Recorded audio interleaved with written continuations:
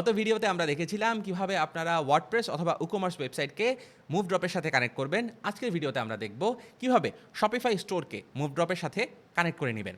এর জন্য আমরা প্রথমে যে কাজটা করব তা হলো মুভড্রপের ড্যাশবোর্ডে এসে চ্যানেল সেকশনে চলে যাব এবং সেখান থেকে সিলেক্ট করব লিস্ট। এখানে আসার পর আমরা দেখতে পাবো শপিফাই স্টোর কানেক্ট করার অপশানটা আছে। এখান থেকে আমরা কানেক্ট বাটনে ক্লিক করব। কানেক্ট বাটনে ক্লিক করার পর আমাকে এখানে স্ক্রিনে কিন্তু ইনস্ট্রাকশন দিয়ে দেওয়া হয়েছে যে স্টেপ নাম্বার 1 হলো go to your Shopify app page. এখানে আমরা এই যে লিঙ্কটা দেওয়া আছে এটাতে ক্লিক করে নিব।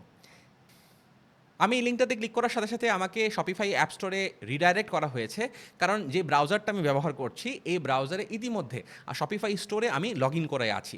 আপনার যদি লগ ইন করা না থাকে তাহলে আপনাকে লগ ইন পেজে নিয়ে যাবে, আপনি লগ ইন করবেন, তারপর আপনি অ্যাপ স্টোরের পেজটা দেখতে পাবেন। এখানে অ্যাপ স্টোরের যে পেজটা আমি দেখতে পাচ্ছি এখান থেকে আমাকে ওপেন বাটনে ক্লিক করতে হবে। ওপেন বাটনে আমি ক্লিক করে নিব। ওপেন বাটনে ক্লিক করার পরে ব্যাক এন্ডে কাজ শুরু হয়ে যাবে।